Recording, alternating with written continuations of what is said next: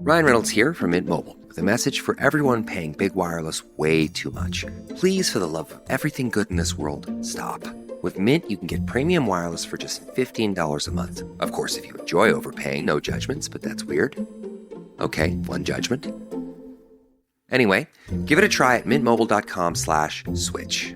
Upfront payment of $45 for 3-month plan, equivalent to $15 per month required. Intro rate first 3 months only, then full price plan options available. Taxes and fees extra. See full terms at mintmobile.com. Ah, Smart Water, now in a sleek can. This feels cool, literally. Perfect for social gatherings and on the go. Should I start wearing turtlenecks? One sip at a time, friend. Smart Water cans, for those with a taste for taste. Get yours today. The James Golden Show on the Red Apple Podcast Network. Welcome, my friends, to the Saturday Morning Vibe. If you would like to be on the program, 800-848-9222 is how you reach us, 800-848-9222. So much in the news to discuss. This has been a big week. There is a new pope. As you know, Pope Leo XIV. He was outed by the press. Talked about that on yesterday's show. Outed, you say? Yes. His Creole heritage was outed by the New York Times. AP story about that today that's big. Big stories concerning the President of the United States. We have yet another judge inserting herself inside the executive branch. This out of California. A judge has temporarily blocked Trump's plans for mass layoffs and program closures. An emergency ruling by a federal judge in California amounted to the broadest effort yet to halt the Trump administration's overhaul of the federal government. So now you have a judge in California that decides she's president of the United States, pretty much. She's going to determine what the president can and cannot do in terms of the executive branch. She's in control. Judge Susan Ilston, the federal district court for the Northern District of California, says that the effort by the government to lay off workers and shut down offices has created an urgent threat to scores of critical services, and she's going to insert herself in the middle of it. We'll get to that. Big story this week, the left fuming, absolutely livid and fuming, because the Trump administration dared fire the person that was heading up the Library of Congress. Her name is Carla Hayden. We'll get to that. Donald Trump, I wonder what Princess Diana might say about this one, is suggesting some tax hikes for the rich, apparently. The president has also signed an executive order launching self-deportation program for illegal immigrants. Oh, yeah, we didn't even talk about that this and the big news this week.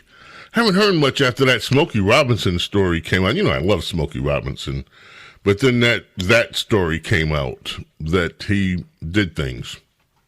He did things to some people. And he issued a statement that said that he's appalled. He's appalled. He never said, I didn't do it. He said he's appalled. Yeah. And that story quickly went away for the time being. I suppose it'll be back. Again, I love Smokey Robinson, and I hope that he is. Of course, we are going to talk about what is happening in Newark, New Jersey. Ras Baraka. I so love that name. Again, it sounds like a Marvel guy to me. You know, almost like a Marvel. I hate to say villain because but it does. It sounds like a villain in the Marvel universe. Ras Baraka. Or even in the Star Wars. Oh, we have a funny Star Wars thing later. So, I hope it's there. We had so much audio, I have to look through it. for you. But anyway, so you had these Democrats line up and do something that they rarely do, which is actually show up in person somewhere, pretending to be concerned. Bonnie Watson was one of them. We have, and then this other loudmouth congresswoman that insists that she's claiming, well, anyway. So they had a confrontation with ICE yesterday. Ras Baraka was arrested. And, of course, all hell is breaking loose on that front. They claim that ICE manhandled them and they're just doing their congressional duty and oversight and all the rest of it. Baraka says that he might pursue legal action, which I hope he does, because then we will get to the truth of a lot of what is going on. And I'm not going to preemptively say I know what is true. I know what it appears to be. So we'll do that later in the program. Of course, we are looking forward to catching up with Princess Diana. We're looking forward to catching up. Lizzie has to be. I want to, we have to ask Lizzie about that story that we had last week and we didn't ask her about, Carlos. So the tour, the big tour.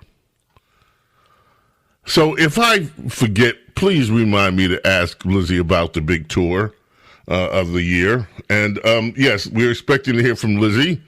And, of course, America's small caffeinated mom, Rhonda Schrock, and your calls at 800-848-9222. So, I have been spending more time than I wanted to this morning looking into Newark, New Jersey. You have Delaney Hall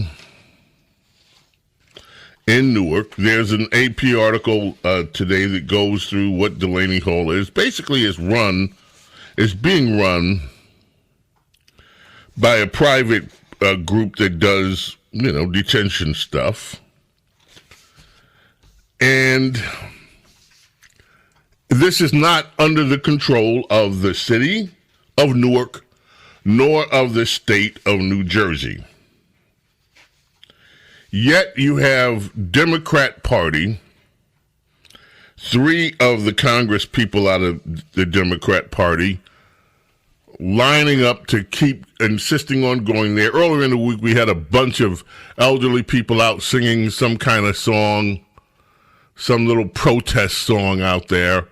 So it's being used to house illegal aliens to America. And this has now become a rallying point for Democrats. Oh, we have to go protest the idea that the government is doing its job and rounding up and incarcerating or detaining people that have broken the laws of the United States, and in some cases will be shipping them out, repatriating them back to their countries where they are legal citizens. Democrats, of course, are outraged. You got protests out there. You got Mayor Ras Baraka showing up. You have all this activity. Meanwhile, in Newark, New Jersey, yesterday, again, Newark Airport lost. Where's that story? Let me find that story. Newark Airport suffers another tech outage. FAA says the outage affected communications and radar for 90 seconds Friday in the latest upheaval at Newark. That was the May 9th story. That was yesterday, yes. Because it was before it was... This is outrageous, what is happening there. Newark Airport, without Newark International Airport and the revenue that comes from Newark International Airport, Newark would collapse. Worse than it is collapsing. Let's face it. Yet you have antiquated equipment going on. Lives are threatened. A plane crash. It is luck and God's will that no planes crashed during these episodes. Now, this is the second one recently, but there have been others where all communications with air traffic has been lost. President and the Secretary of Transportation says they're going to do everything they can to make an overhaul, not just of Newark, but of the entire American infrastructure that's running on technology. I read one story. A lot of the technology they're using was introduced into the air traffic system when Elvis Presley was still riding the charts early in his career. Pete Buttigieg did nothing about this. Largest infrastructure bill in history, nothing. No attention paid to this at all. This is directly affecting Newark, New Jersey. Do you have Congress people demanding action? Do you have Ras Baraka demanding action, showing up at Newark Airport, demanding to be let into the air control systems and find out what's going on? No. I raised the question yesterday. I raised the answer. When's the last time you saw this motley collection of Congress people showing up at some of the jails in Newark, wanting to know what conditions are like there for the residents of Newark who frequently, some of them, have to be incarcerated in Newark, New Jersey? No. When's the last time you saw this sorry motley collection of Democrat Congress people and Ras Baraka show up at any of Newark schools where education is? And then I got a surprise when I'm actually researching this. I said, I better back this up. I better go in and look and see what's going on in Newark schools and not just act from what I remember years ago. I need to just go back and refresh myself on what's happening in Newark schools. So I did. Lo and behold, the first thing I came up with when I started Googling and using it was New Jersey has the highest education standards in the country. New Jersey's number one school, ahead of Florida. Best schools in the country are in New Jersey. I said to myself, did I put my foot in my mouth? And then I started trying to drill down on Newark. And boy, is that difficult to find the real truth.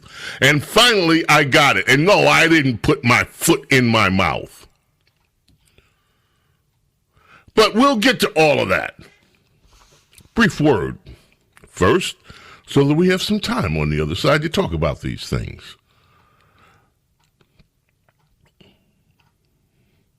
Oh, it's Frank. Nice way to start, Carlos.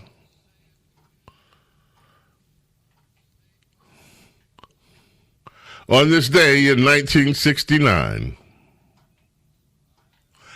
3 years. It goes back into the number, top 50 on charts, 8 different occasions. But on this day in 1969, Frank Sinatra's version of My Way went into the British top 10 for the first time. It had already been number 1 here. Paul Anka rewrote the original French song for Sinatra after Frank told Paul and he was going to quit the music business. James Golden, Snerdley, Saturday Morning Vibe. Looking forward to hearing it from you. Keep it right here and do not go away. The James Golden Show on the Red Apple Podcast Network. Your snacking routine can get a little dull. Time for an Oikos remix. Like a crunchy storm of sea salt praline pretzels, dark chocolate, and butter toffee, showering down into a smooth, creamy yogurt. Enjoy 3 Oikos Remix varieties with epic mix-ins and 11 grams of complete protein per 4.5-ounce serving. See RemixYogurt.com. Custom window treatments are a small upgrade that have a big impact. No better time to shop than now at Blinds.com's Memorial Day Mega Sale. Blinds.com invented a better way to shop for window treatments, completely online with upfront pricing, no showroom markups, no salespeople in your home. Choose from classic shutters to outdoor shades and more, all backed by our 100% satisfaction guarantee. Shop Blinds.com's Memorial Day Mega Sale now. Save up to 50% site-wide, plus a free measure. Rules and restrictions may apply. Mic check. 1, 2. Are we recording? Hi, I'm Michelle Bernstein, an award-winning chef, restaurateur, and mom. I have a lot on my plate, including my psoriatic arthritis symptoms. That's why I was prescribed Cosentyx. It helps me move better. Cosentyx secukinumab is prescribed for people 2 years of age and older with active psoriatic arthritis. Don't use if you're allergic to Cosentyx. Before starting, get checked for tuberculosis. An increased risk of infections and lowered ability to fight them may occur, like tuberculosis or other serious bacterial, fungal, or viral infections. Some were fatal. Tell your doctor if you have an infection or symptoms like fevers, sweats, chills, muscle aches, or cough, had a vaccine or plan to, or if inflammatory bowel disease symptoms develop or worsen. Serious allergic reactions and severe eczema-like skin reactions may occur. Learn more at 1-844-COSENTYX or Cosentyx.com. Ask your rheumatologist about Cosentyx. This episode is brought to you by Progressive Insurance. Do you ever find yourself playing the budgeting game? Well, with the Name Your Price tool from Progressive, you can find options that fit your budget and potentially lower your bills. Try it at Progressive.com. Progressive Casualty Insurance Company and Affiliates. Price and coverage match limited by state law. Not available in all states.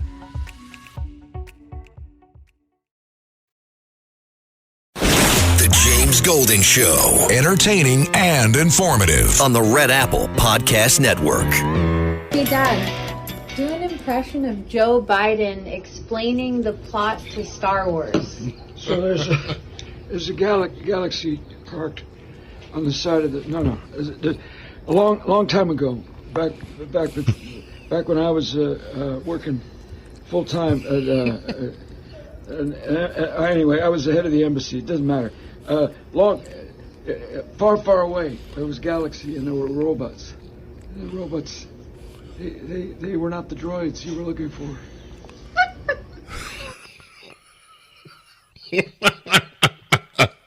Oh, we have to do that one more time before the show's over today, Carlos. I love that. Yes. On this day, 1974, Eric Clapton, as Joycelyn elders used to call him, Eric Clapton recorded his cover version of Bob Marley's I Shot the Sheriff. The first #1 hit for Eric Clapton. He didn't want to do the song at first, got talked into it. Reluctant, it says, to record the track.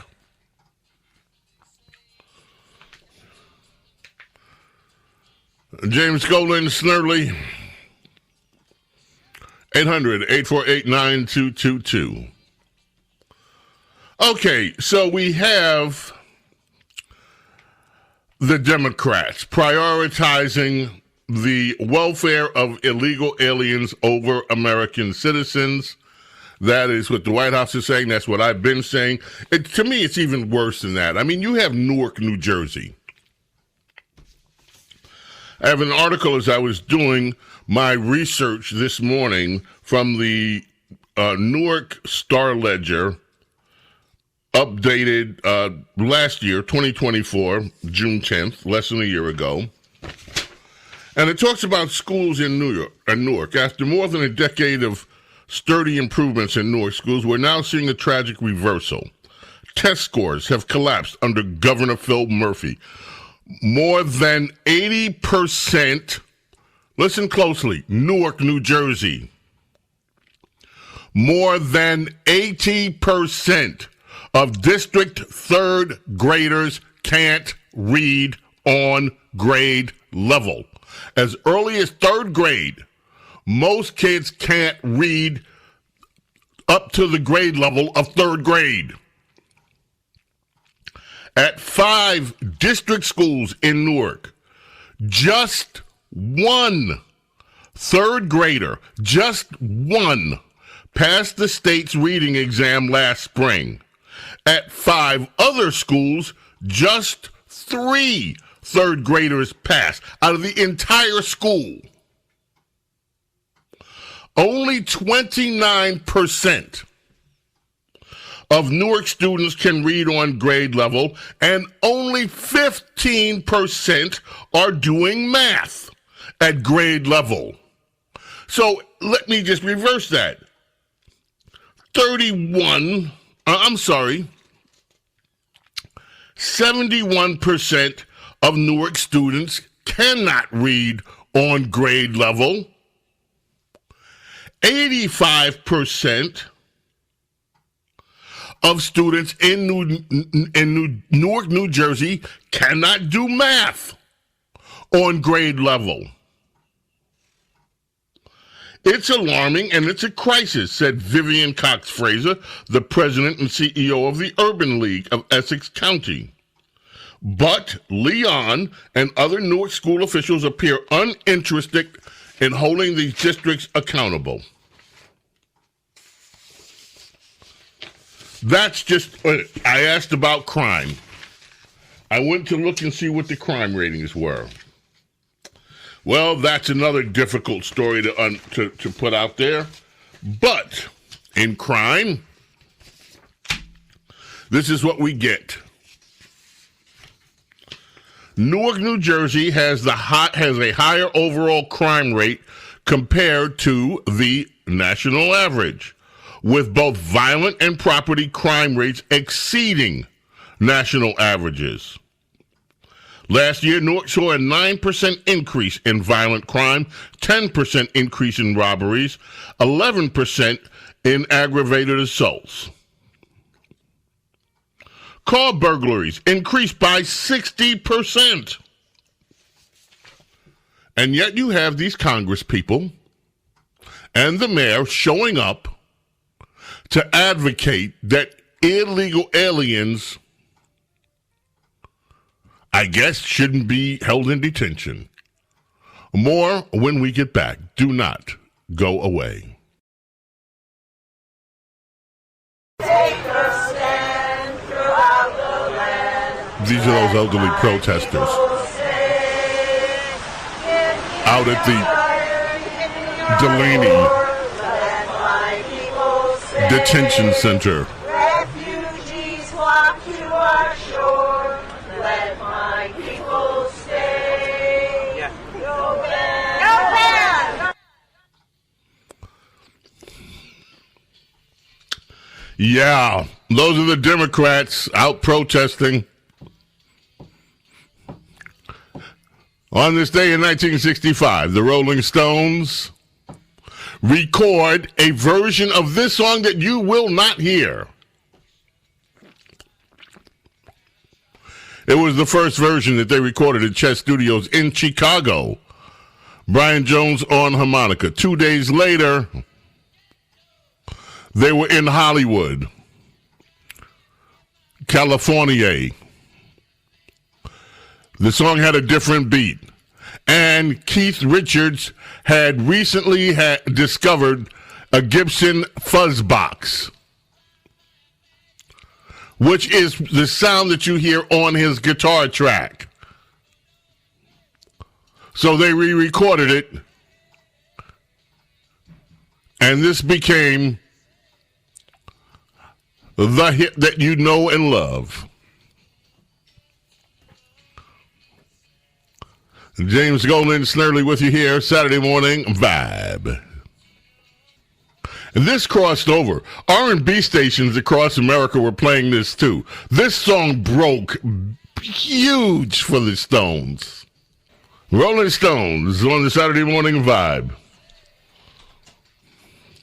You know, I love that thing that you played earlier, Carlos.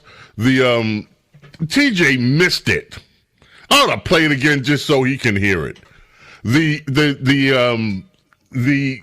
girl on social media asked her dad to do his impression of Joe Biden, President Joe Biden. This, of course, after his appearance on The View this week. Joe Biden explaining the Star Wars theme to the world. Play it one more time. I just love that.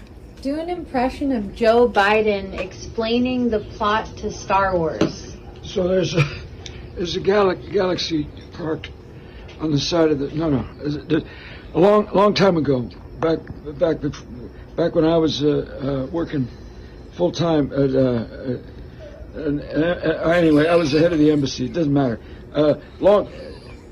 Far away, there was a galaxy, and there were robots.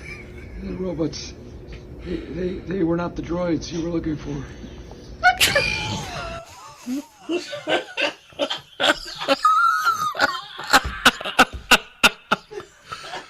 I understand that the folks at Star Wars are coming out with a new.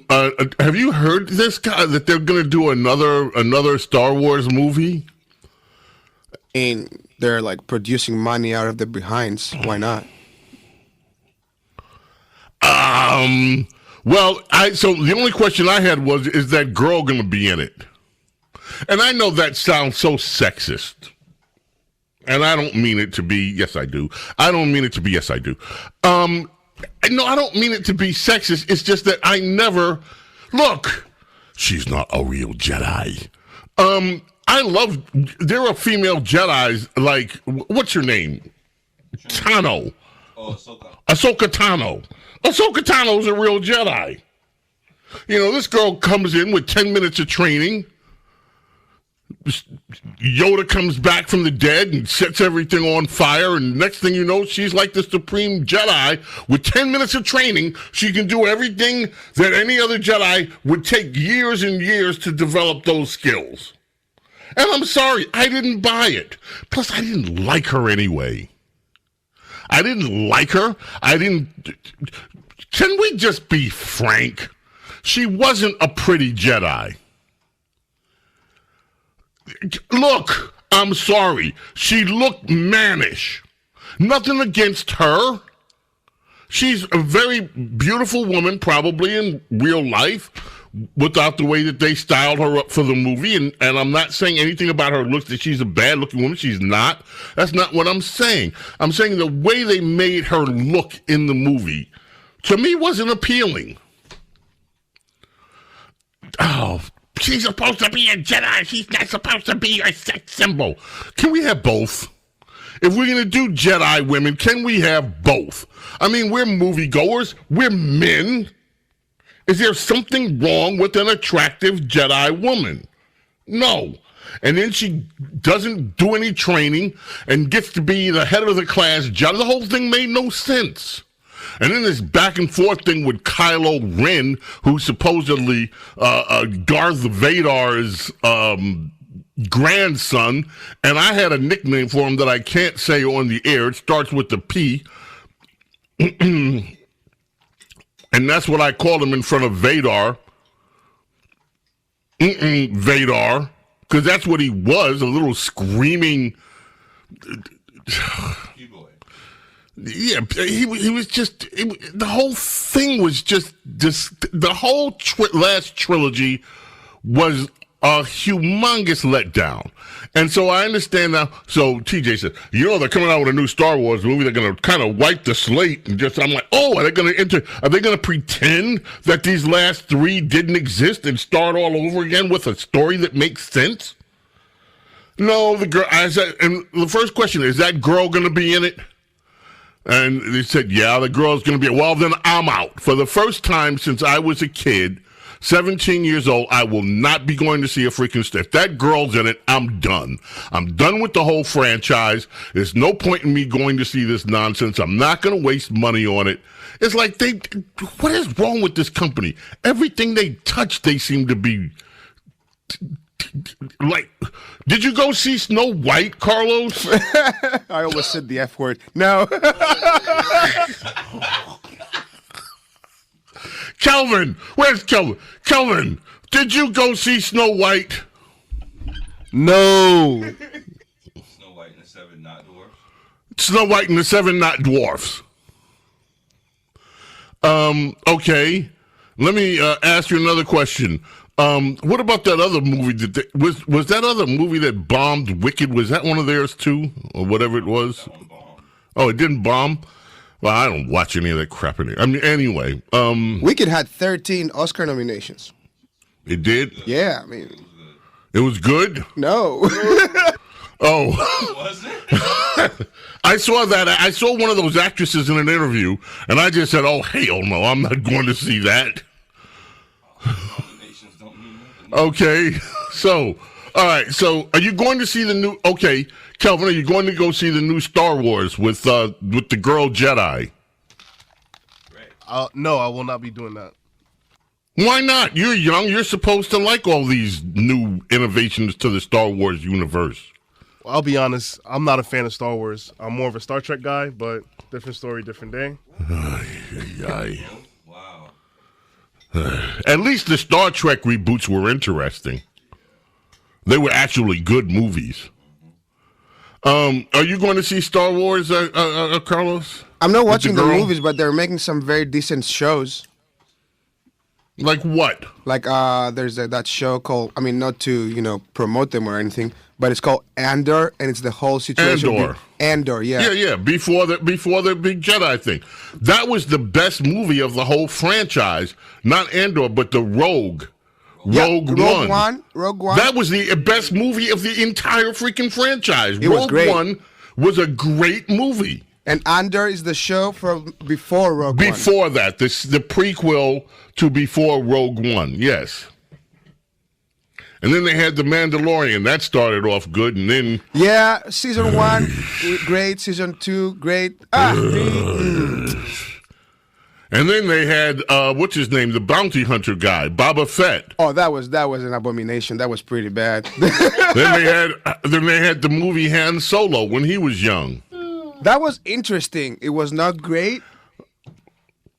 It was interesting. Let me. And then they had that woke show Acolyte when they had I didn't even finish Acolyte. I got to the third episode, and I just said, "Okay, I'm done with this. Never mind." It was not it. To me, it was just like, who comes up with this crap? Who thinks that this is interesting?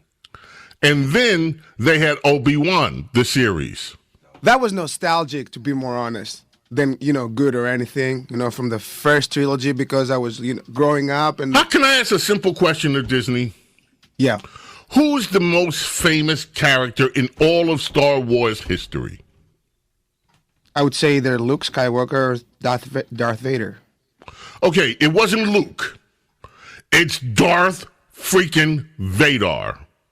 You have all of these series out. You have everything out. And there has been no definitive series on the entire life of Darth Vader. In the in-between years, after all that stuff, they haven't done when Vader truly went rogue and was, making everybody in the entire galaxies fear him. Never happened. Based on the readings, like right after he becomes Vader, he was on a rogue mission into finding all the people and killing people like crazy. Yep. He purged the whole and no movie. Instead, we get some little girl that comes out of nowhere and turns out to be the daughter of the Empire. Please, can you come up with something better than that? And then she has powers that no one else has with no training. The DEI of Star Wars. It's just like DEI Star Wars. Please. Trump should have issued an executive order against that movie. Just said no. Okay. I'm sorry, folks. Diversions. It happens on Saturdays. Let's take a quick break and get back to the real stuff. Before we do it, let's start in New Jersey very quickly. Ras Baraka was on with Caitlin Collins, 32, was on with Caitlin Collins this morning talking about his arrest. Let's hear from Ras Baraka. Alina Habba, who, just for people who may not be familiar, she's President Trump's former attorney. She is now the interim U.S. attorney in New Jersey, in your state. The way she puts what happened today is she is accusing you of ignoring multiple warnings from Homeland Security investigations to remove yourself, and says that you chose to, quote, disregard the law. Is that true? Had there been warnings? What had happened? Well, absolutely not. I mean, we could the reality is Alina Habba wasn't there. The U.S. attorney wasn't there. She wasn't doesn't there. know what happened.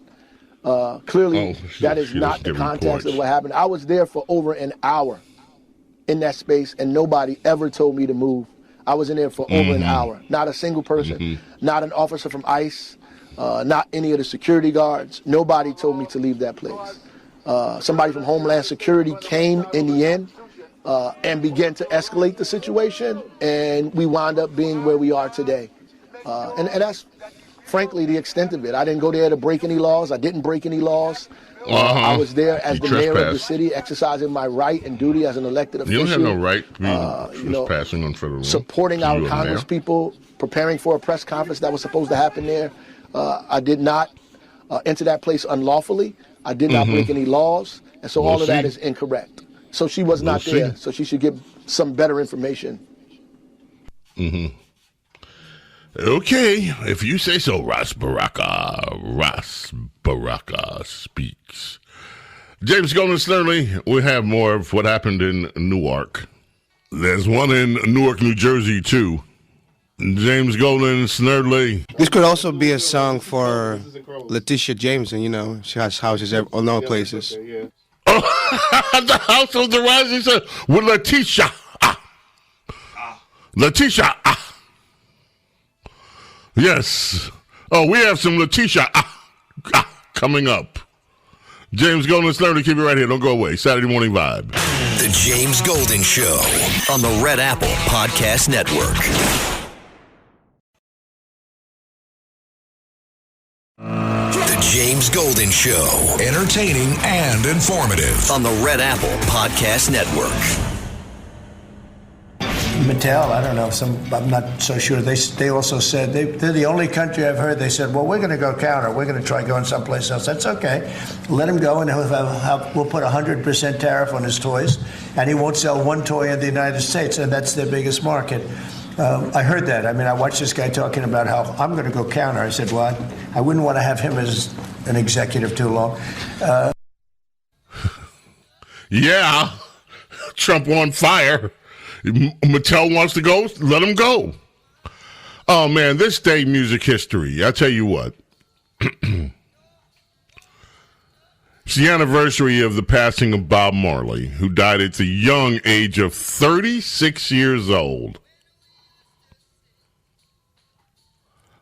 It all came from a malignant melanoma under a toenail. And from there, it spread through his entire body.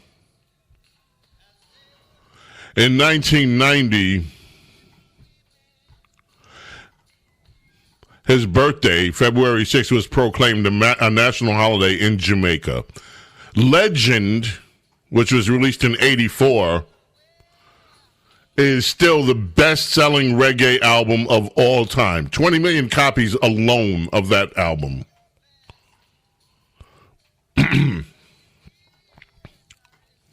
Time magazine declared the album Exodus, Bob Marley and the Wailers, the greatest album of the 20th century. Exodus is a great album, but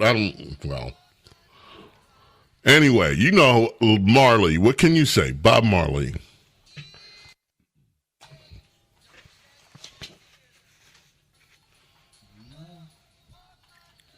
I used to binge on this song on vinyl. I used to binge. Oh, great performance. Bob Marley. Okay, we have a short time before our number uno is in the can, so let's run through a few of these things. We already heard Ras Baraka on CNN. Let's check in with U.S. Representative Bonnie Watson Coleman. She was one of the 3 Democrat Party renegades that's cut 33 protesting out of the Delaney Hall.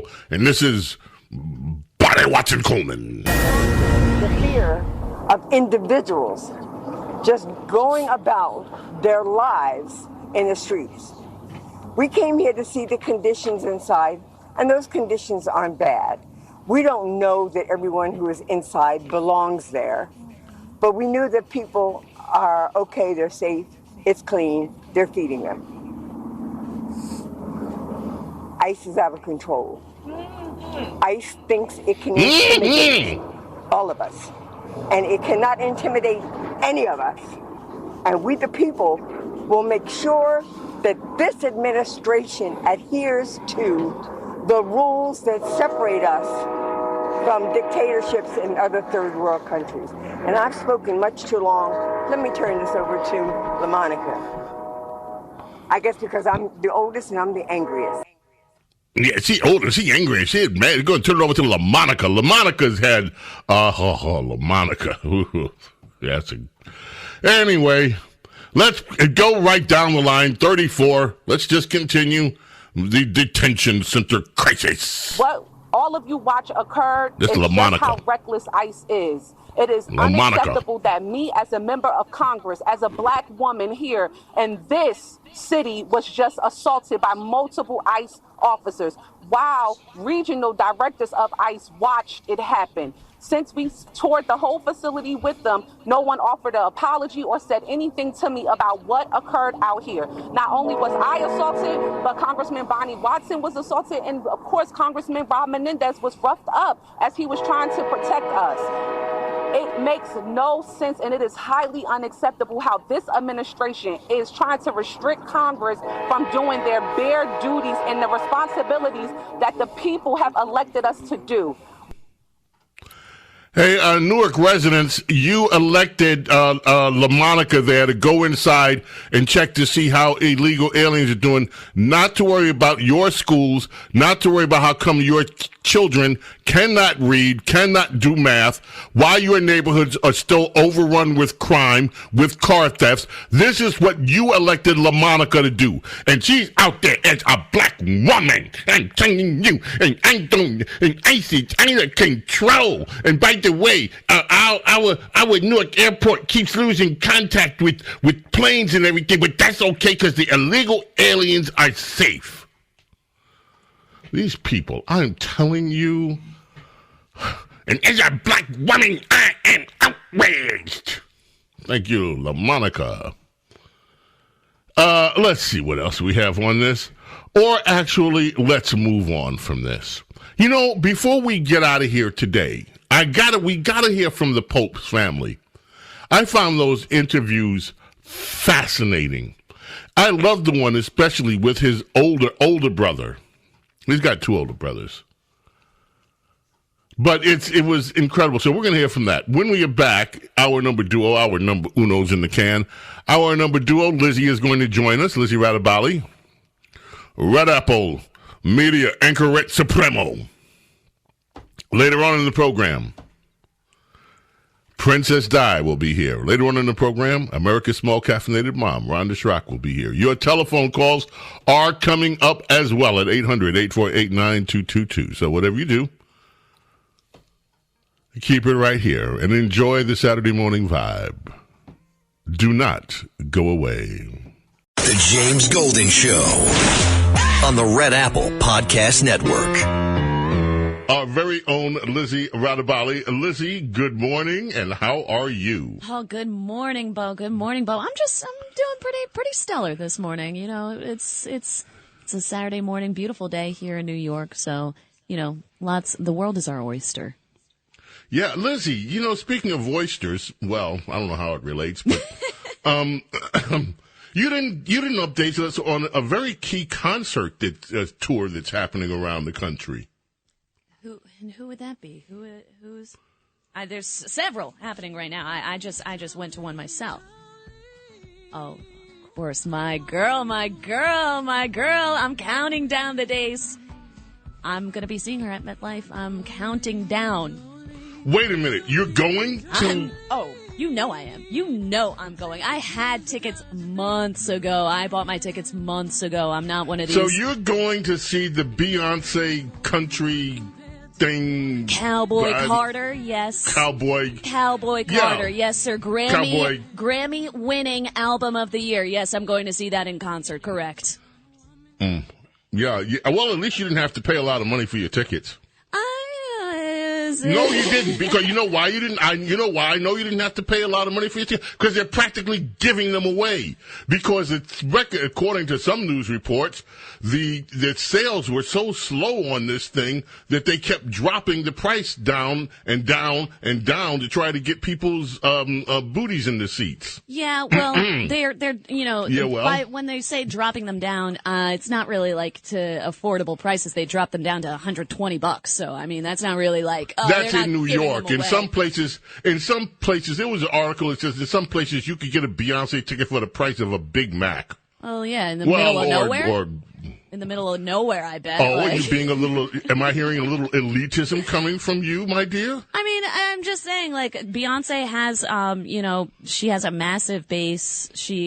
And I would say, I don't think that this is a reflection of Beyonce. I think it's. It's not. It's a Wait reflection. a minute. Hold on. So Beyonce tickets are moving so slow they have to keep dropping the prices, but that's not a reflection of Beyonce, is what you're saying. No, because ticket prices in general have been dropping because people aren't buying them because people are kind of scared right now about the economy. 4 in 10 Americans say that we're in a recession actively right now. That is from a Gallup poll. So 60% of Americans say we're not. It's split. They think we're entering the actual, numbers outside the 40% who think that we are in one. It's different. Like, some people, like 20% say that we're entering one soon. Some people think that the economy is great and on the ups. It's not a majority. 60% do not think that we're in a good place economically, though. But so I just want to clarify that it's not. The 40% say that we are in a recession right now. There are, the other 60% kind of differ down the line, but majority actually said not more than a plurality, I should say that we're kind of in tough times. We're not in a recession. Well, I'm just saying, we're not the in facts. a recession. I'm relaying the facts right back at you. We are not in a recession. I'm letting you know Using all the metrics that define a recession, the United States of America is not in a recession. That's a fact. Well, factor. It's a factor. Well, people, just like I said, people are just a little, they're being a little bit more cautious with their wallet, with their spending. And the first thing that goes when we're talking about, cutting back is entertainment. Entertainment is the first to go. Is country Beyonce, the first thing that goes, apparently. But you're going. I'm going, and I'm looking forward to it. I think it's going to be an incredible show. I might get tickets, if tickets really are that affordable, for another show, I'm going to go again. I don't have any problems seeing her twice. Once in a lifetime, opportunity to see Beyonce. Okay, then. In Kentucky, a second grader has made the news. Tell us about that, Miss Lizzie. Well, yeah, so this is this coming from, like you mentioned, Kentucky. A second grader. Second grader ordered 70,000 dum-dums to their home. Now, I just want to say, this is something that we've seen time and time again. I don't know if you remember, in 2011, there was a huge controversy over the Smurfs app. There was a Smurfs app, and it was a $1,400 purchase of, I think, like in-app purchases made. And that's what honestly triggered the iTunes store to start, putting in different barriers to purchase. They started, making it more of a process. You couldn't just click and buy. You had to, enter card information, make sure, the Face ID or the Touch ID matches, enter your password, all the works. So, this has happened before. Kids have made huge purchases without their parents' knowledge because of a phone before. So it's like, when you hand your kid your phone, people think, they're going to play games on it. They're going to scroll wherever, like on TikTok, whatever. Your banking information is all in that phone. I feel like people are getting a little too reckless with that. And we actually have some audio from the mom, Holly. Here's Holly. Told me that he wanted to have a carnival, and he was ordering the dum-dums as prizes for his carnival. So again, he was being friendly. He was being kind to his friends. I just panicked. And then when I saw what the number was, I just about fainted. Yeah, so the mom's defending her son there, saying, he had good intentions. He wanted to have a carnival and give those out as prizes. But, yeah, he ordered 22 cases of Dum-Dums to her home via Amazon, and that cost about $4,000. What are they going to do with all the Dum-Dums? They actually, as she was able to work out, she said on social media, she said after a long day of working with the bank and talking to a few news stations, Amazon called and said they're refunding the money. So luckily she's getting all that money back. I don't know what happens to the Dum-Dums? I don't know what the fate of the Dum-Dums are, if they just go back to a warehouse and, sit there for another kid to order 22 cases of them in a few months. I don't know. We'll see what happens with the Dum-Dums, but I think really the Dum-Dum in this story is the mom. Okay, now I read this story during the week. I'm so glad you brought it up, what happened at the Coliseum. It is tourist season. People are taking their summer vacations. People are traveling, and where they travel, of course, everybody wants a picture. Everybody wants to be. What happened over at the Coliseum? Okay, so this was right outside. This actually happened recently. This happened Friday. Last Friday, a tourist was trying to climb over the fence of the Piazza del Coliseo. And they're kind of assuming that he wanted to get a closer look at the Coliseum. But then he actually slipped and fell on one of the metal bars of the fence, and he just got skewered. He was bleeding out. He then went unconscious. I mean, the medics who arrived there, they said he had a severe injury in his lower back that was keeping him from moving. So lower back, I mean, as soon as I read that, I said, oh my gosh, this could be like permanently handicapping, like this man. He's 47 years old. Like I mentioned, way too old to be doing something this dumb. Yeah, he's too old to be, like, if this was like an 18-year-old or something, it's like, dumb kid, like his frontal lobe isn't even developed yet, whatever. But a 47-year-old man climbed up a fence to get a better look. I mean, like, what the heck? And it took them 20 minutes to get him off of this. Then also, I just want to mention, this, people being a fool over by the Coliseum, this has happened before, and specifically Americans. We number one, baby, we're the best at that. Two California women back in 2015 carved letters into a brick wall in the Coliseum and then posed with pictures. They ended up being charged with aggravated damage. And then in 2021, two men who were 24 and 25, see this is more, okay, I get it. 24 and 25, they were fined $900 each for breaking into the Coliseum before the sun rose and drinking beers inside. And to me, honestly, $1,800 to have a private, hang sesh with your buddy and drinking beers inside the Coliseum watching the sunrise, worth it. I mean, I commend those men. I commend those men. I commend them. They found a workaround. I mean, that's $900, like, small price to pay for something like so just like, I mean, extraordinary. What is the Chromebook challenge, Lizzie? Oh my gosh, the Chromebook challenge. I feel like, every year there's one of these stupid challenges that people are doing. And I will say, this challenge kind of reminds me of the Tide Pod challenge. If you remember the Tide Pod challenge, when people were... I forgot. Yeah, people were just eating those Tide Pods, laundry detergent. People were just eating them. So this is the Chromebook challenge, where teens... and once again, this is teens. Okay, fine, whatever. Teens being dumb. But they're putting stuff like paper clips and the lead from mechanical pencils into the USB ports of these laptops at school to try to make them catch fire and smoke. And this has been, a problem all across the country, in Maryland, over in Pennsylvania, in New Jersey. I mean, this is like popping up districts across the country trying to deal with this. They're like figuring out what to do. I mean, some places, like in Oklahoma, they have said, hey, if any student takes part in this, the family is on the hook for the full charge, the $274 that it takes to replace or, fix this laptop.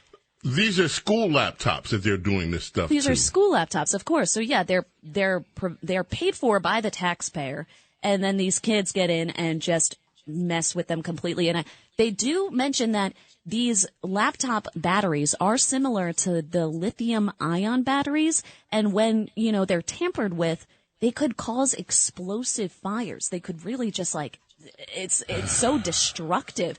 So, I mean, this is like a very serious, trend that's taking place.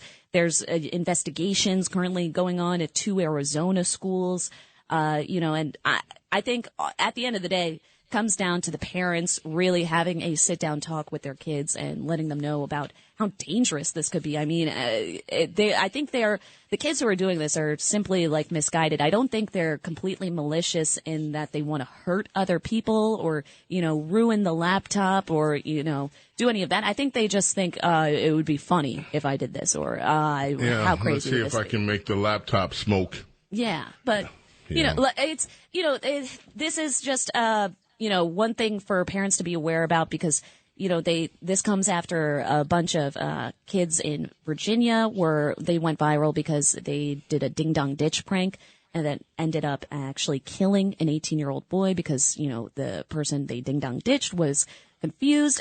Ding-dong ditch, I just want to make a note too, it used to be harmless. It used to be like a harmless thing that teens did, but now it's like I don't know what a ding-dong ditch is. I'm too old. You've never ding-dong No, ditched? I never did a ding-dong ditch. What? The only ding-dong... No, I didn't do a ding-dong. We have about 30, 40 seconds. Lizzie, tell me what a ding-dong ditch is, please. You ring the bell and you run. You ring the person's doorbell and you run. Okay, a ding-dong ditch. Yeah, it used to be harmless, but now people are getting killed, so, everyone's on edge. Yeah, and we didn't do ding-dong ditches when we were kids. Well, I did. We did other things, which were a lot more fun. Uh-oh. Ding-dong ditch is pretty fun. It sounds like you've done one. I have. I'm experienced. Lizzie, I'm going to leave it there. Lizzie, you have your own show on Saturday mornings people can check out. Love you, Lizzie. Thank you so much. Tell us where we can find your show, too. It's going to be on Red Apple Audio Networks, also on WABCRadio.com. It's going to be on on our website. You could stream it live Saturday and Sundays at 5.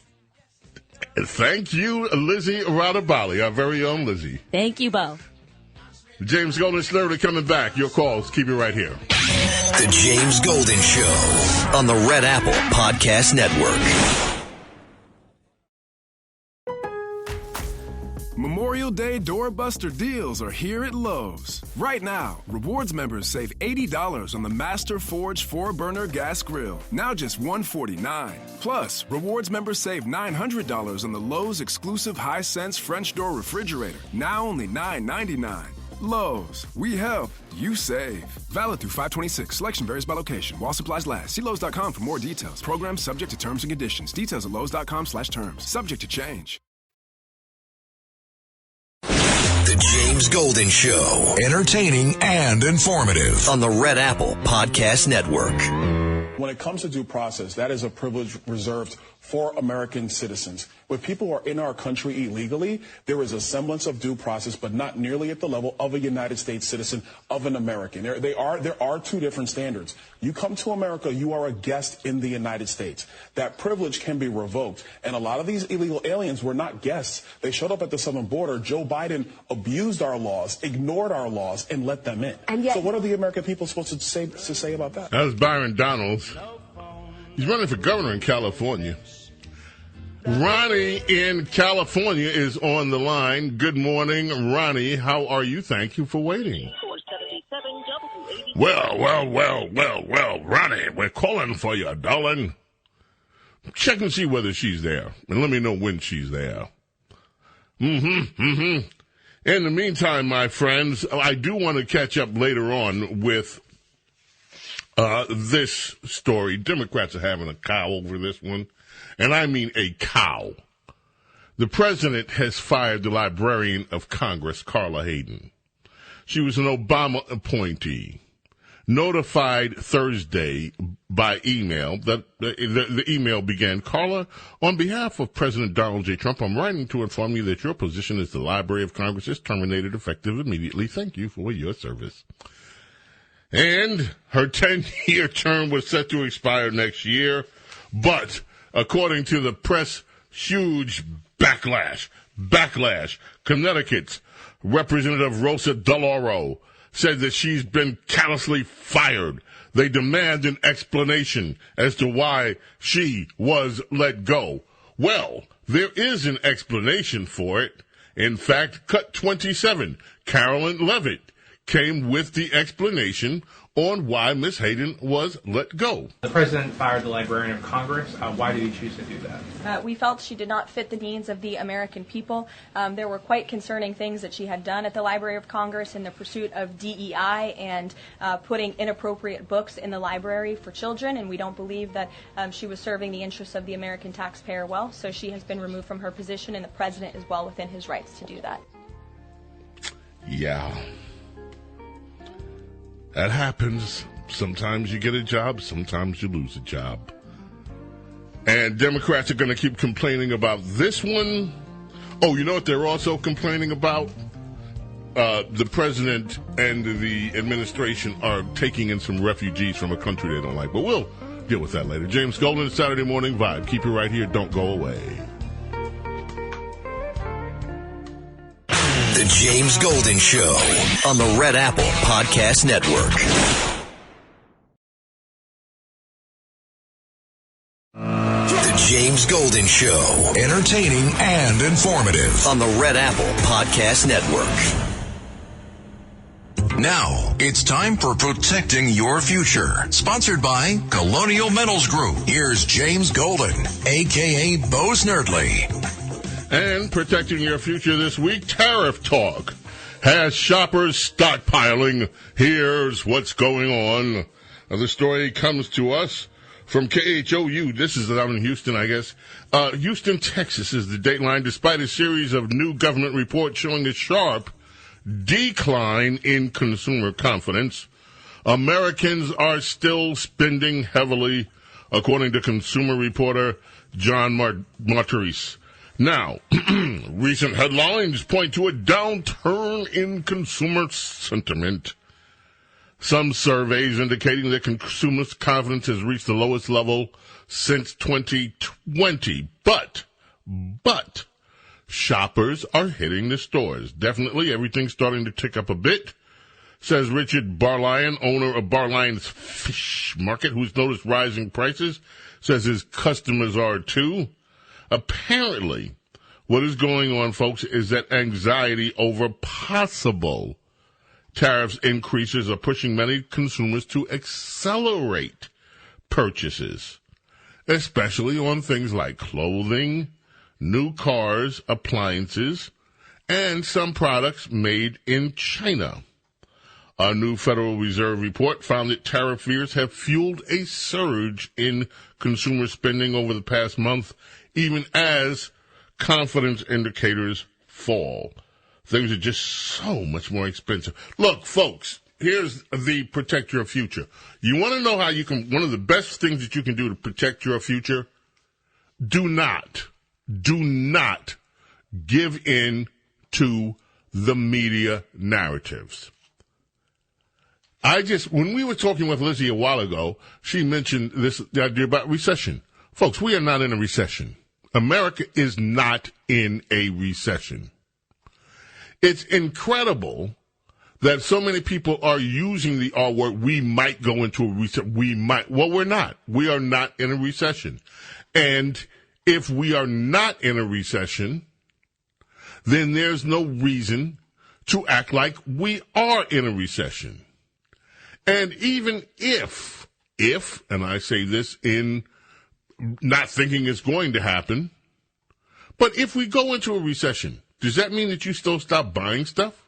Does that mean that you are not going to take care of the things that you need to take care of? Don't give in to the hype. One of the things that Rush Limbaugh used to say all the time is, don't participate. Don't participate in the negative. the negative thinking about the economy. Don't participate in it. Live your life. Live your life the way that you want to live your life. Does that mean, of course, when we're dealing with finances, that we shouldn't be aware of what's going on? Does that mean that we should be less prudent? We should always be prudent about our finances. We should always be prudent about the things that affect us and make plan to do things. But does that mean that we need to go cower in a shell because the media is trying to drum up talk of a recession and drum up fear? They're doing it for a very simple reason. It's a political reason. And those of you who have gone through these cycles, and they are cycles in the economy, know that. They could just as easily, instead of talking all this talk about recession, talk about all the things that could happen in a positive manner. And what do we have? We have a new trade deal with Great Britain that is going to unleash opportunities for American business. We have manufacturing coming back to this country, over $5 trillion of new investment coming into the country. We have a labor market that is still functioning quite well, thank you. Unexpected numbers are good. So, you want to protect your future. The first thing you do protecting your future is, I'm not saying ignore reality. Take reality in context. Ignore the hype. The same way that we should ignore over-exuberance is the same way we should ignore negative hype. Consider the source. If the source of the negativity are the same media outlets that have an axe to grind politically, then I'm not saying ignore the news. I'm saying be skeptical of projections in the future one way or another. They don't have a crystal ball. We don't have a crystal ball. Ignore giving in to negativity. That's it. Oh, there's also, I have another story here. This is an inside media stuff. Shaky consumer confidence results in global media spin slide. This is for people that spin. Look, when these things are happening, that's the best time to act. When other people are giving in to the hype and are dealing with their fears, take advantage of the opportunity. Protect your future. James Golden, Snerdley, let's head to the telephones, shall we? We're going to connect with Ronnie in California. Try it again. Hey, Ronnie, how are you this morning? I'm here, Bo. The powers that be were trying to stop me from getting to you. Well, they did not succeed. That's right. How are you? I'm doing very well, thank you. What is on your mind this morning, Ronnie? I'm just loving that statue of Letitia James. Now, I'm sorry. Wait a minute. It's not Letitia. It's Letitia.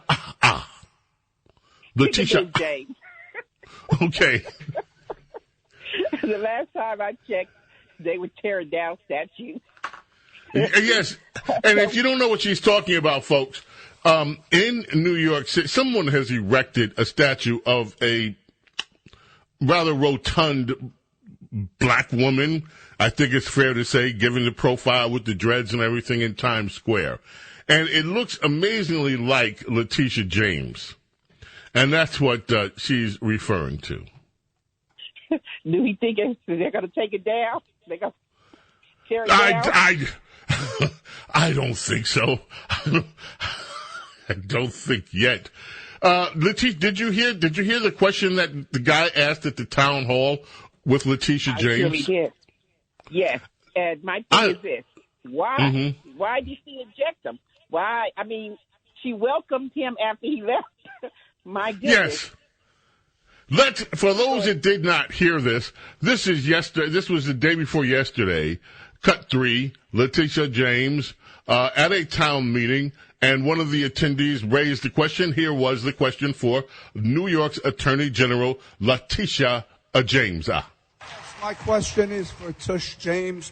Will you apologize to President Trump for wasting millions of dollars and the state of New York for a witch trial? And how does it feel to know that you will be in prison for mortgage fraud?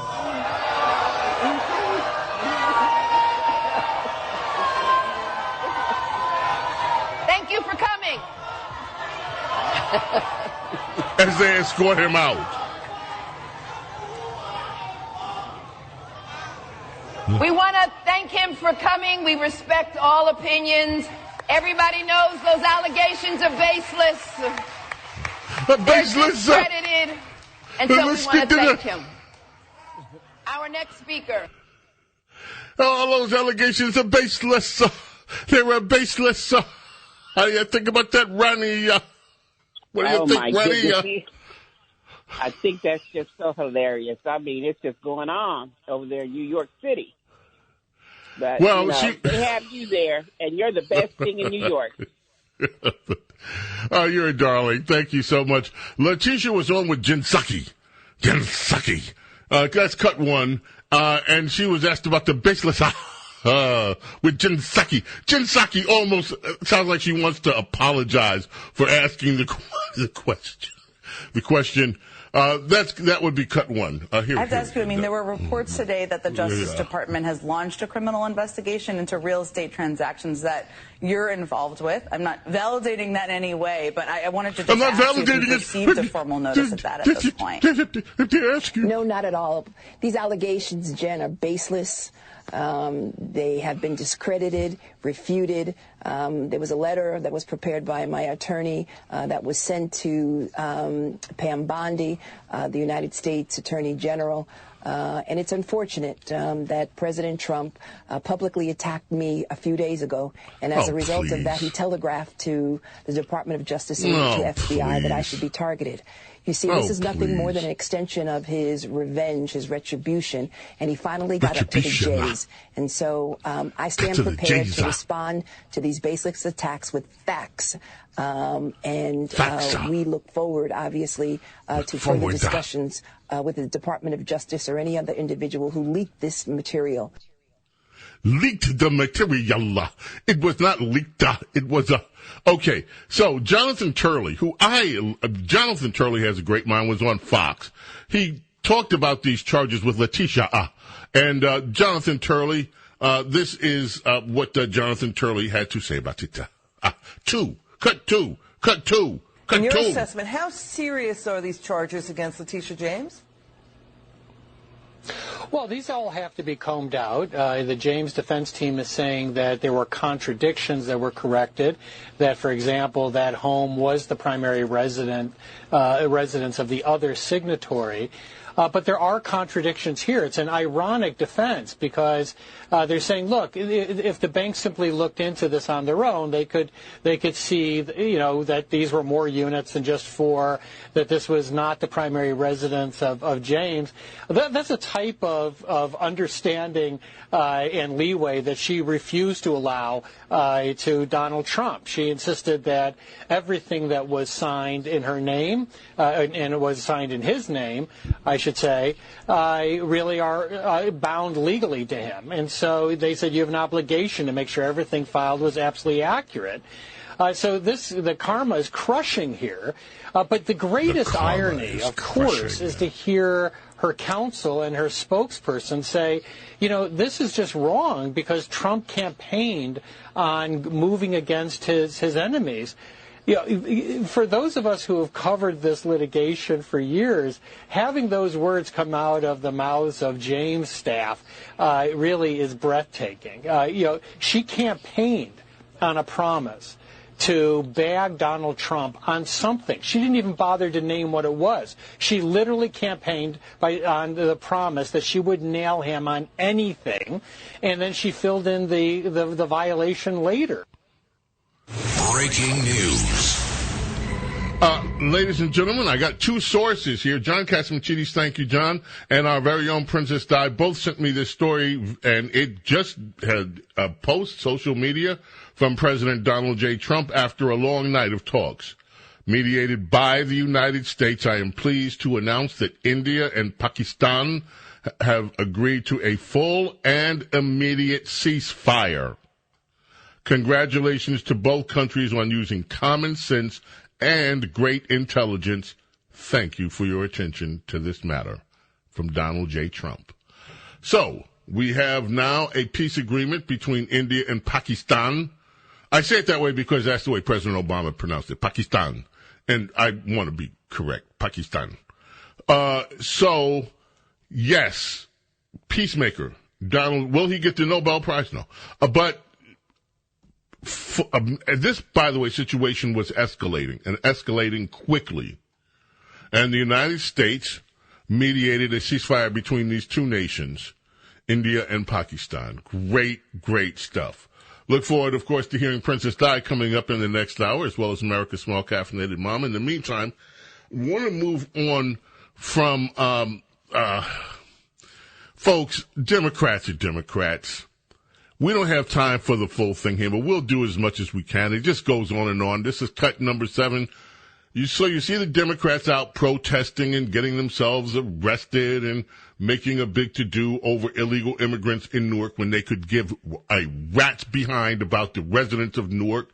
The kids can't read to grade level. Talked about those numbers. Most can't even. The overwhelming majority, only 15% Newark school in certain districts pass being proficient in math. Can't read. Can't do. I'll go over the numbers again. But here they are. Here are these Democrats out in Newark protesting, showing up at a federal detention center, I guess to advocate for illegal immigrants. In Newark at the same time, we've had contact loss from their airport air traffic control. This could be catastrophic. They're not protesting that. What are they doing, these Democrats? They're protesting out in favor of advocating for illegal immigrants.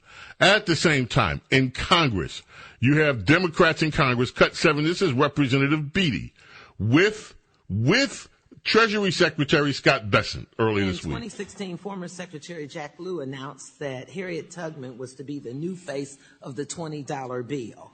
Can you tell me what's the current status of this project?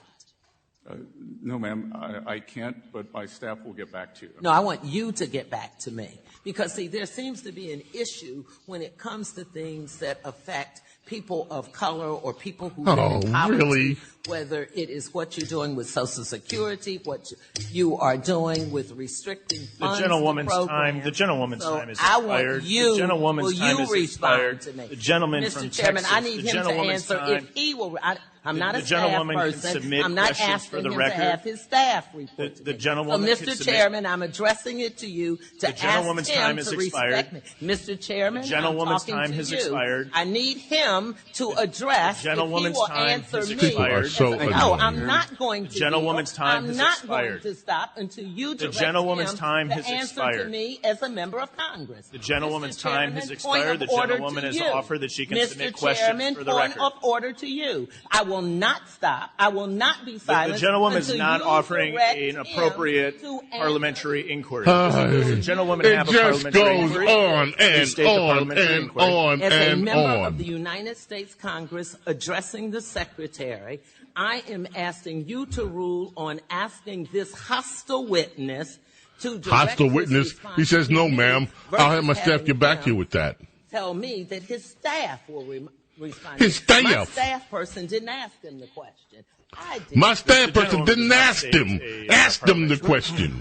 So let me. Her staff person didn't ask him. Mr. Chairman, because I'm not going to stop this morning until you respond. I'm not going to stop this. If you will direct the. All right, enough. We'll stop it because I cannot take any more. This is how Democrats are using their time in Congress. I have a question for you. I don't know anything about it. Look, I have my staff get back to you. No, I'm not going to have your staff get back to me. We got to take a break. Let's take a break. Come back. The James Golden Show. Entertaining and informative on the Red Apple Podcast Network.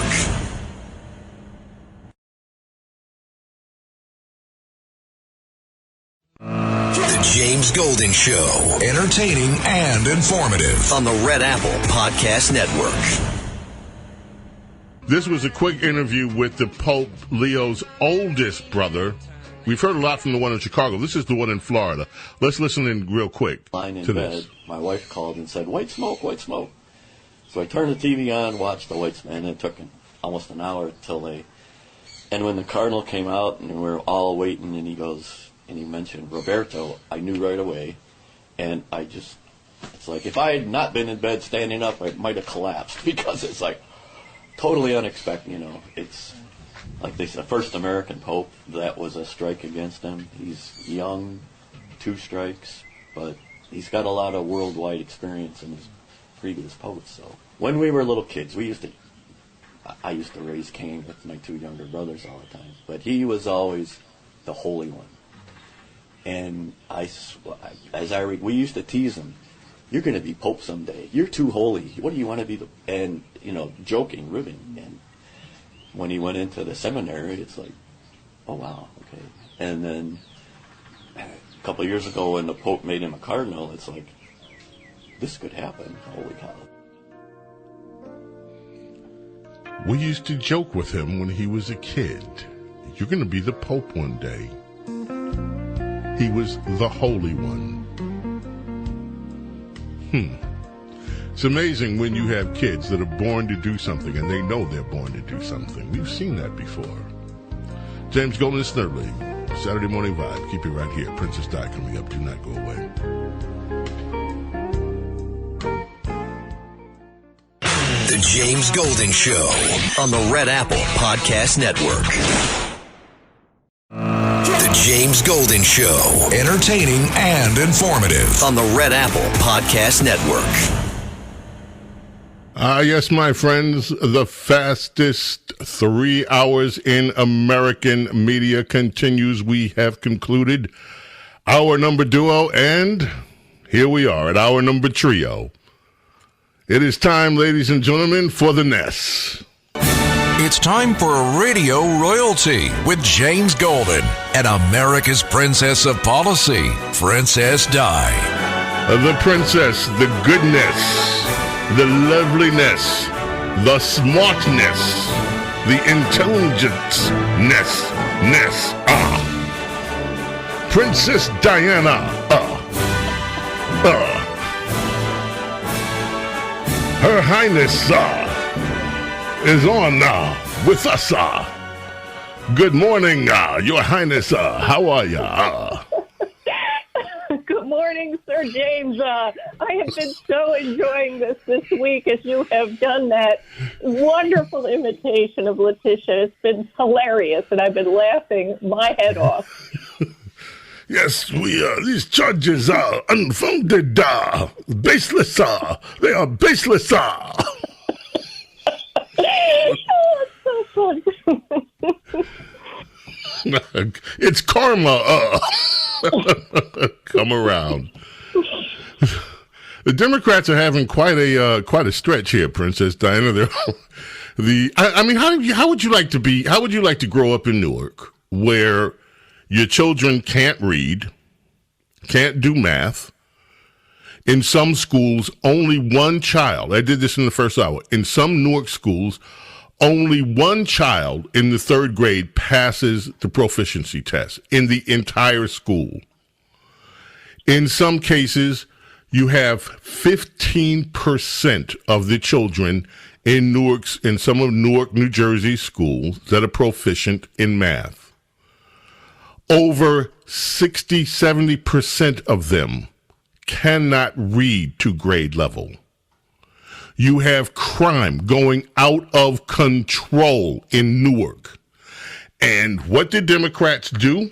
They don't show up to do oversight over the schools that are failing the children. They don't have oversight even of Newark Airport, where you have this incredible situation where the entire airport loses communication, all communications in one of the busiest airspaces in the world with all of the planes. It is God, in my view, that stepped in and made sure there was no plane crash. It is incredible. This has happened now twice in recent weeks, but it has happened before. So bad that some of the aircraft the controllers have had to take leave because they've been so traumatized by what has happened there. Democrats don't show up. Crime out of control. Kids can't read. Poverty stricken in some areas. But yet here they are protesting and advocating on behalf of people that are in the country illegally. This is the Democrat Party. What would you think? Well, that is a resume that I would not want to defend for the city of Newark. And it's not just new. This has been going on for decades in that city. And you this week have asked the pertinent question. Why and when was the last time that these same Democrats have rallied to get themselves to a physical place and protest conditions for their own citizens and for their own residents? And it has never happened that they have come and, busted into a school and demanded the higher standards for the kids. And it has never happened that they have busted into any kind of community and said that the crime must stop and that the law enforcement must keep the people safe. It has never happened as long as Democrats have been in power, not only in Newark, but any Democrat city, that the Democrats themselves have protested the conditions that they have caused. And so that is the question that must be asked. Why this issue? Now, I kind of sketched a couple of things that the Democrats have been doing this week as they continue to wander in the wilderness. The first rule of holes is to stop digging. Well, the Democrats have not stopped digging. They are at 21% approval with the American public, and it's going to go lower. We now see that in search of the next civil rights issue of our time, which is what Democrats did with the trans issue, they have decided that Delaney Street in Newark, which houses illegal gangbangers, is the next Selma. And so they went there en masse, not only the representatives that you mentioned, Bonnie Watson-Coleman, LaMonica McIver, Rob Menendez, who is the son of Bob Menendez, who is now in prison, and the mayor. There were hundreds of people who were chanting "Abolish ICE" and demanding the release of some of the worst of the worst. And the Homeland Security put out some of the resumes of these people who are incarcerated or being held at Delaney Street, in Delaney Hall in Newark.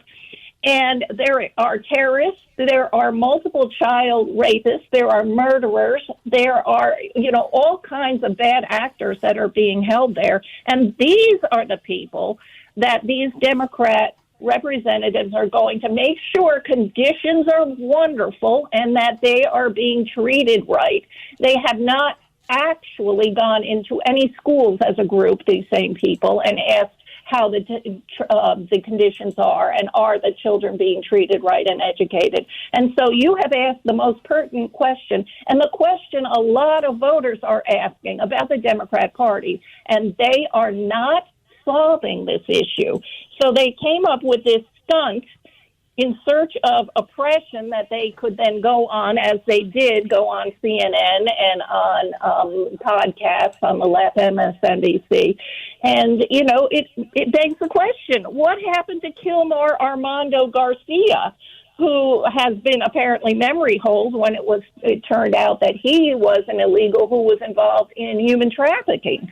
And, so they needed to replace that story, and instead of replacing it with caring about American citizens, they replaced it with another group of illegal gangbangers, murderers, and other criminals.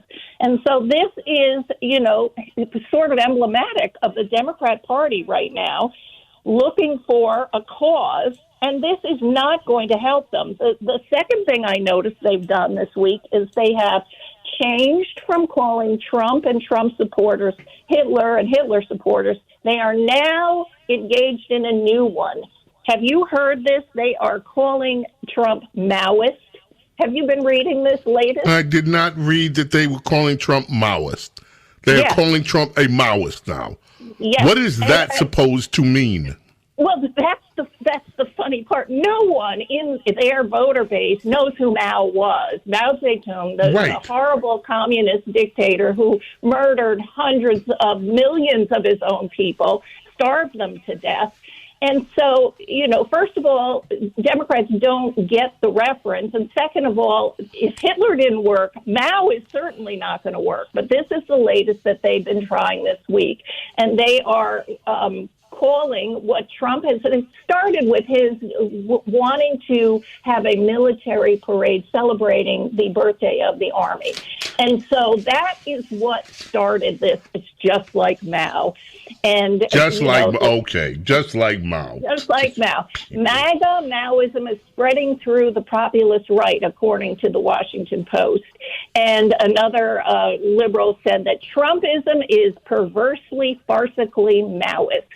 And another leftist said the entire world is now held hostage to Trump and his primitive Maoist worldview.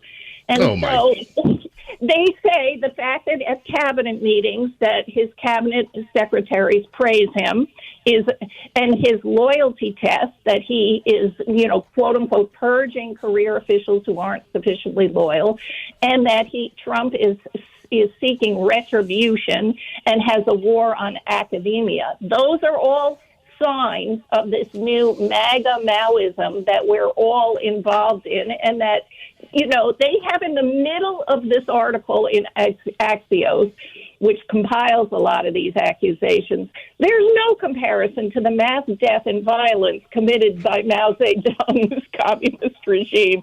They do admit that, but the entire article and a lot of these articles are just talking about how, fascist, Maoist that Trump and we as supporters are. So that is the next line of argument. So we've got insurrectionists for illegals. We've got the Maoist accusation. And the funniest one I came across this week is Politico had a story Thursday. House Democrat starts an abundance movement-inspired caucus. This is based on a book called Abundance by Ezra Klein, who is a leftist. Oh, Ezra Klein, yeah. Yes, who was formerly a New York Times columnist, who wrote a book with an Atlantic columnist saying that Democrats lost the election because they are they have too much regulation and it is stopping growth. And what they need to do is embrace abundance. And so there's a new block of 30 Democrats in the House who are now going to make abundance their watchword, and they say that voters want action. They want a government that actually works and delivers services and begins to build things faster, better, cheaper. This is the Democrats' House caucus who thinks that is what is going to solve their issues if they tout the word abundance. Now, of course, there's not a single Democrat who has ever brought abundance in real life to a single American voter, ever. What they do, I read this guy who's starting this, his name is Josh Harder. He's a Democrat from California. And I saw it right next to that story. California facing $8.40 a gallon. Yep. Yes, a 75% increase as refineries close. California produces only 23% of its own in-state oil and gas. It used to produce 62% of its petroleum needs. And what has stopped this is Democrat policies that have caused scarcity everywhere that Democrat officials win elections, especially in the big cities. And so this idea that they are going to run on abundance and decide that they're going to become abundance-causing party is just hilarious. I mean, they put their finger on the problem. is that their party is failing the American people. But by just using the word abundance, it's not going to create any kind of solution. And then the last hole digging that they're not stopping is the fact that they are now tied to the hip, unfortunately, with Joe Biden, who has reemerged. On that point, please hold on, because I want to speak with you about that in depth. This was Joe Biden, and Joe Biden, she was out with him. The caretaker was with him. Big week on The View. Princess Diana is here, ladies and gentlemen. Indeed. James Golden, Bo Snerdley with you here, Saturday Morning Vibe. Princess Di is here. Doctor. Coming back in a moment. Don't go away. The James Golden Show on the Red Apple Podcast Network.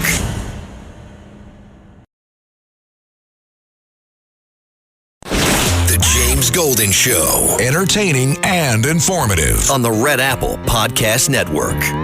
Ilhan Omar says that white men are responsible for most of the deaths in the United States. So let me get this straight. 69% of the people, I'm stuck on that number, I don't know, but 69% of the people going to vote are white. Of that, 48.5 are males. So, I don't know, my rough math is 33%. Let's go out and piss off 33% of the people that vote, and that's a smart strategy. And the people that agree with her. There are people that actually agree with her. And I think these people are more trouble than they're worth. But you kind of here, James Carville. Tomorrow's the anniversary of the passing away of John Whitehead. He wrote Backstabbers for the OJs, huge hit for them, and also as a McFadden in Whitehead with his partner John McFadden. With McFadden, they wrote this one, a Grammy-nominated song that sold 8 million copies as a single. McFadden and Whitehead, no stopping us now.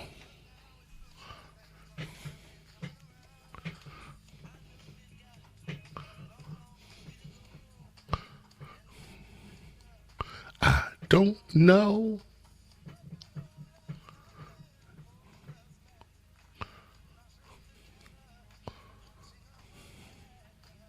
Princess Di is with us.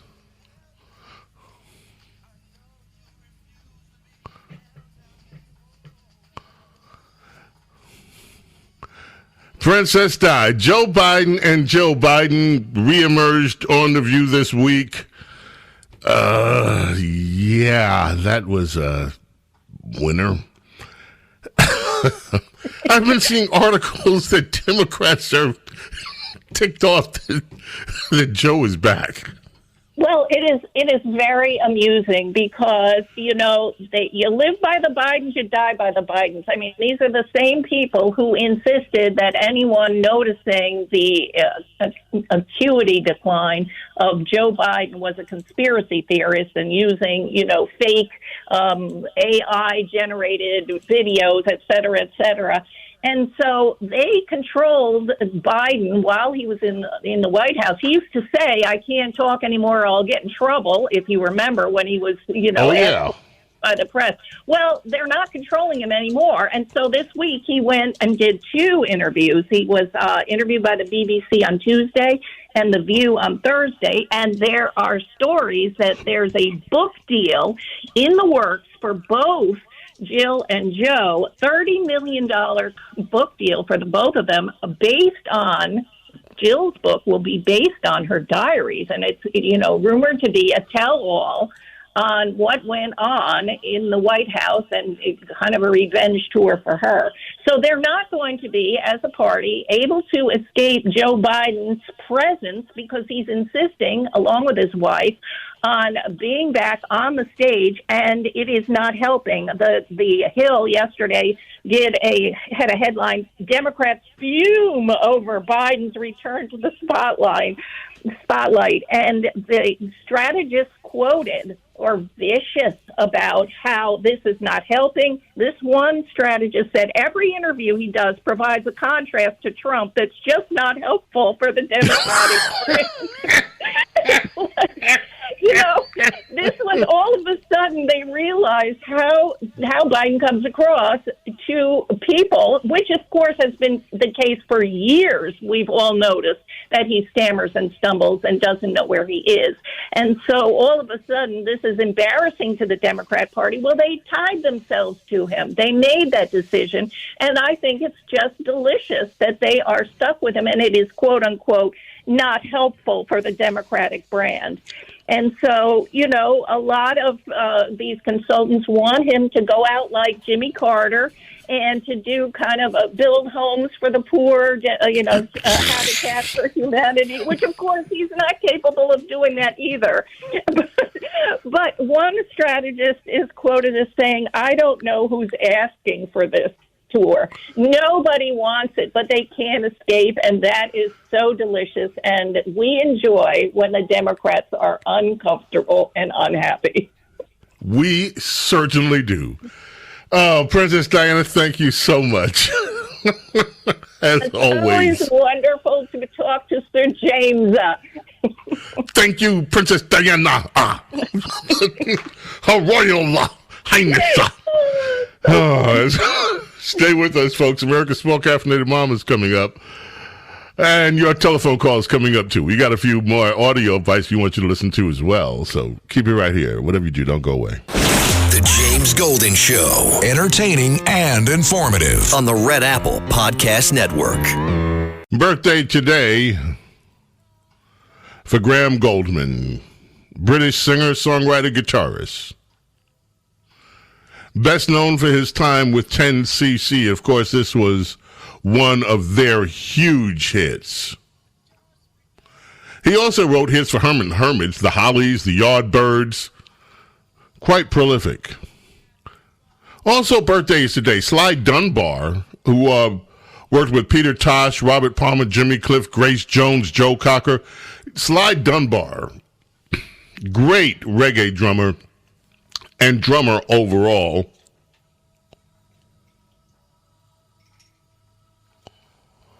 Man, this is such a great song, right?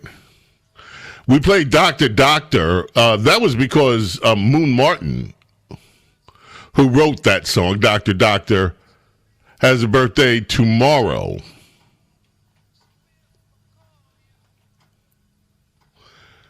And we cannot leave here before we recognize one of the greatest composers and lyricists in beyond America, world history. The one, the only Irving Berlin. Immigrated to New York from Siberia. White Christmas. There's no business like show business. Let's face the music and dance. All of that and more from the great Irving Berlin. You can hear so many artists of the era doing the Irving Berlin songbook, and it's just incredible. James Golden Snerdley, we are going to check in early today with America's Small Caffeinated Mom, Rhonda Schrock, because I want to use the last segment of the show for something special. Rhonda Schrock, America's Small Caffeinated Mom, how are you this weekend? Oh, I'm doing so good, James. It's a beautiful spring day here, and Mother's Day is tomorrow, and that for me is a happy day. Oh, yes. Well, what happens out there in God's country on Mother's Day? Well, usually I get to choose where we go eat and what we do. This year, we're probably going to postpone our celebrations a little bit because in a few weeks, all of our sons will be home. And so then I think I'm going to capitalize and cash in on the Mother's Day card. Nice. Yes. So one of my all-time favorite newspaper columnist, James, was Irma Bombeck. I loved her column at Wit's End. I don't know if you remember Irma or not. I remember Irma Bombeck, of course. She was hysterical, and I found this quote from her this week, and I knew immediately what she was talking about. With boys, you always know where you stand, right in the path of a hurricane. It's all there. The fruit flies hovering over their waste can, the hamster trying to escape to cleaner air, the bedrooms decorated in an early bus station restroom, quote, unquote. For 35 years, yes, I have been standing right in the path of a hurricane. And just like any hurricane, you never choose it. It chooses you. I didn't necessarily choose to have all boys, but that's what happened to me. And it has been, well, it hasn't been boring, I can tell you that. There I was just tootling along in my quiet, ordinary life, and that hurricane made landfall one at a time. And I tell you what, for 35 years, I have been caught up in the fury and the swirl. And it never really subsides. It just changes a little bit. Recently, I was sorting through a whole pile of memorabilia, school papers, the little cards they made with Crayola crayons, just all kinds of paper memories of their lives. And somewhere in the stack, I found a note that I had forgotten about. It kind of wandered across the page. Most of the words were misspelled. And down in the bottom corner, I had dated it, and I put down what the 7-year-old author told me when he handed me this note. He said to me, "I have something that will make you cry." And then I read the note, and it said, "I am sorry I said I hate you." Oh. So I don't know what happened, but something happened that made him frustrated, and he said words he shouldn't have said, and then his little conscience pricked him, and he wanted to make it right. And he knew that mother would forgive him. Well, that is the same hurricane who, when he was in middle school, saved his money for years, and he prayed for years every day in the lunchroom for a dog. He wanted a beagle very badly. And the day came that he went to pick a beagle, and he named it Copper. And so every day after school, he would go out and feed Copper. He would walk him. And one day he came in and he said this in that childish honesty. He said, "Mom, when I'm mad at you and Dad, I just tell it to Copper, and it seems like he understands me." Just that boyish reminder, the boy and his dog, and just his honesty with me. It was just so precious. Well, down further in that stack of paper memories, I found an essay, and I almost laughed out loud when I found it because I remembered immediately what had sparked it. The title at the top of the page in bold just said words. Well, one day, the two oldest boys had an argument, and one of them called the other one a name he should not have used, and the 2-year-old caught that. Of course he did. And he went to his little class, and in a fit of frustration, he used that word on the teacher. Oh. We were mortified. We scolded the toddler, and we tracked down the source. We found him right away, and we said to our oldest son, 1,500 words, buddy, on the use of the tongue and the power of words. Well, I had saved that essay. And the funny thing was, it was mostly just Bible verses, which he wrote out painstakingly. Even the reference, chapter and verse, were written out in words instead of using numbers, so he could increase his word count. Anyway, at the very end, he said, "I've learned a lot from this. I'm very sorry, and will try not to do it again." The end, which was, of course, word 1,499 and word 1,500. Anyway, hurricanes for sure. We have had foot races in the house, wrestling and thumping, holes in the sheetrock, flatulence that turned the minivan into a gas chamber. I'm not kidding. Pantry raids that made the Taliban look like amateurs, and groceries. James, we might as well have set piles of money on fire for everything we had left to show after the groceries had been consumed. And, if it felt like burning more money, we just went and visited the dentist and bought another pair of braces. It was crazy. Well, after all those years, the intensity of our hurricane season is subsiding slightly because our last but not least blue-eyed boy will be graduating from high school in mere weeks. We are finishing 16 full years at the high school. There will be no more theater, no more plays, no more cross-country meets, no more swing choir, no more funding of money into the lunch account, no more. So I reflected over that in a conversation I had with a friend who is graduating, 2 from college, 1 from high school, and one of hers is getting married. And we were talking about the self-doubt that mothers feel as their children begin to go out into the world. You really doubt yourself whether you have been enough, whether you have done enough, whether your children are prepared enough to go out into the world. And as we were communicating about this, immediately a Bible story that I learned as a girl in Sunday school came to my mind, and that is the story of the little boy who carried his lunch to hear the new rabbi who was speaking in town.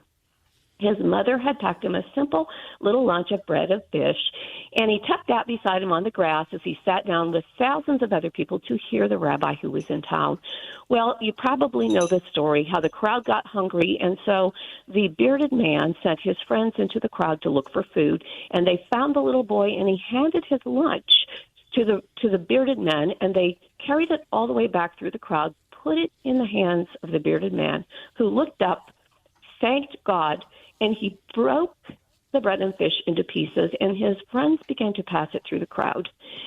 And by the time it was all done, everyone had eaten, and there were so many leftovers, it took them a while to carry them back. And I said to my friend, we are that little boy. We have carried our little basket, our little provisions that we have to the great multiplier, and we have trusted those meager provisions into his hands, and he's the one who will make it enough, more than enough, for our children. It was a great encouragement to both of us. As I was writing, I thought about all the people for whom Mother's Day is not a happy occasion. Some of you have lost your mothers that you dearly love. Her spot at the table is empty, and you really feel it on Mother's Day. For others of you, you did not have a mother who was good and kind and who packed your lunch, so to speak, with the heart and soul provisions that you needed to navigate life in a difficult world. This is a reality for some people. I hear from them frequently. To you, I say, you can do what I do with my self-doubt and my own inadequacies, and you can carry your basket to the bearded man who has all the power in the world and all the willingness and kindness and love in the world to fill your basket with the provisions that you need and then to multiply it. And your children will have more than enough, and not just your children, but those around you. I know this to be true. I know this to be true. And so to all the mothers, I want to say from this tiny caffeinated mother, happy Mother's Day. God bless you and God bless your families. God bless and keep your children. And may you feel peace and joy and happiness tomorrow. Amen. Rhonda Schrock, our America's small caffeinated mom. You have such a beautiful way with words, Rhonda. Where can people find your essay? Well, it's on the Daily BS today, which is your website, and then they can catch all the other past essays on my website, rhondaschrock.com. And spell your last name so they know how to get you. Yes, Schrock. And I get the loveliest messages from our listeners, James, and it's such a blessing to me. And amen to that. Much. Well, you're a blessing to us, Rhonda, and we appreciate it. It's my privilege. And you, my dear, have a wonderful Mother's Day. And I'm glad you're going to be cashing in on it when all the boys are home, and that's coming up soon. Absolutely. Thank you, James. Thank you, Rhonda. Appreciate you. Yeah. James Golden Snerdley, Ramblin' Man. Allman Brothers Band, drummer Butch Trucks, born tomorrow's his birthday. This, of course, the Allman Brothers' big hit from the Eat a Peach album back in 1972. Sadly, he passed away, self-inflicted gunshot wound, killed himself down in West Palm Beach. He was 69 years old, but the music, of course, stays, it lives. James Golden Snerdley, Keep it right here. Do not go away. Calls coming up. The James Golden Show on the Red Apple Podcast Network. The James Golden Show. Entertaining and informative on the Red Apple Podcast Network. James Golden, a.k.a. Bo Snerdley, presents Rapid Phones. Let's head to the telephones. Charles in Woodbridge, New Jersey. You're up. What is on your mind this morning? It's a pleasure to speak to you, sir. Dittos. Everybody's saying about how the Pope is the first American Pope. He's not the first American Pope. Pope Francis was the first American Pope. He's the first Pope from the United States, Pope Leo XIV, but he's not the first American Pope. Well, South America is an America, and you have a point. Thank you. I appreciate the call. And you made your point very well and succinctly. Joseph in New York City, you are up next. James, God love you. The Ohio Players, musicians, great music. And the Ohio Players are gorgeous, gorgeous record album cover girls. Oh, yeah. Which ones do you like? Whether it was, let's see, the album was Skin Tight. They had, they were early on into some, how shall we say, different kind of imagery on their album covers. Yeah. Including women in leather, women dripped in honey, stuff like that. Yeah. The music was... Yes. The music, I saw them live. They were on a show with Graham Central Station, believe it or not, Ohio Players, and there was some other, and Brothers Johnson on that show too. That was a great show. All of them great bands, but Ohio Players, incredible musicians. And, as far as bands go from the era, they don't get as much, I think, due as they deserve. Just great band, and were for years. Their keyboard player, Junie, awesome. I think he went later on to play with Funkadelic. Joseph, thank you for the call. Appreciate it. San Diego, very quickly. Tim, how are you? I'm doing great. Hey, listen, Bo, I got to correct you on one thing with the Allman Brothers. It wasn't Eat a Peach. It was Brothers and Sisters that Ramblin' Man was on. Thank you. I appreciate the correction. Did you like the Eat a Peach album? I did very much. Yeah, I mean that's the last one that had Dwayne on it. Dwayne was. There's a great version of One Way Out on that record, which is. There is. You know what? I need to go back and I have that, and I have not listened to that album in years. I need to go back and pull it out. Sky is on that one too. You're My Blue Sky, You're My Sunny Day. That one, the Greg Allman track. That's a beautiful, beautiful song. But there's a lot of good stuff on that record. Oh, man. Well, thank you. I appreciate the correction, and thank you for telling me so much. Appreciate the call. Ladies and gentlemen, here we are. Rhonda spent a lot of time talking about Mother's Day. That was the basis of her essay today. And there's so much that resonated with me, as always. Now, I play this song twice a year, usually. The day that my mom, the anniversary of her passing, or her birthday, actually. And on Mother's Day. Some years. And this is one of those years. I used to listen to this song from Earth, Wind, and Fire when my mom was alive. And think about my mom. I was so fortunate.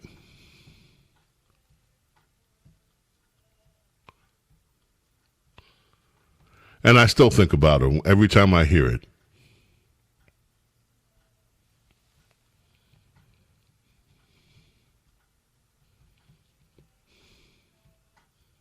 She gave me words of love, thoughts of love, the peace that comes from love.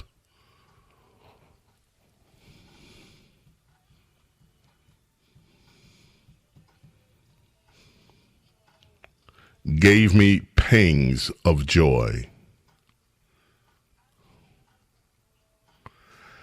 And I gave her some pangs too, of worry, of concern,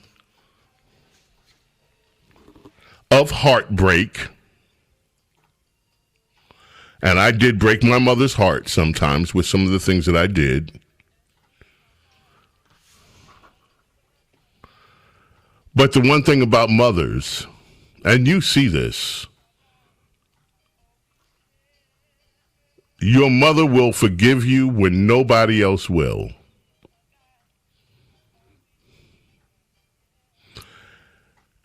And the good thing about having a mother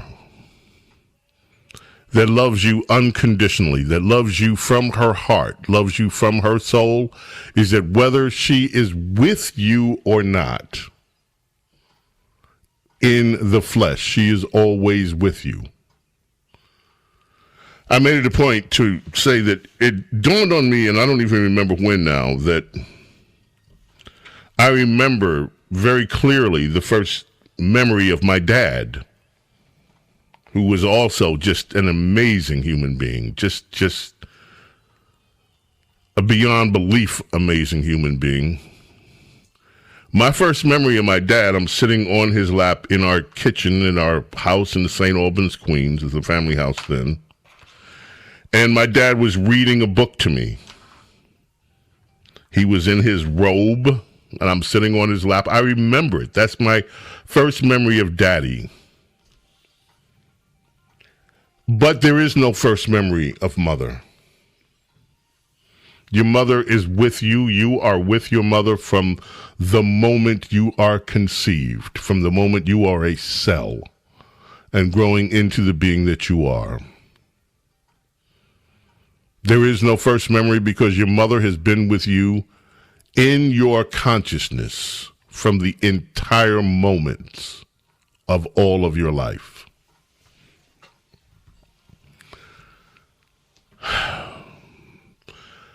There's so many mothers that don't have children.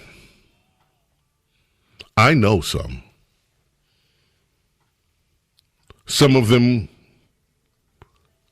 I have a friend who spends her life saving the lives of other souls in other bodies, animals. Devoted. She's a mother. I have friends who treat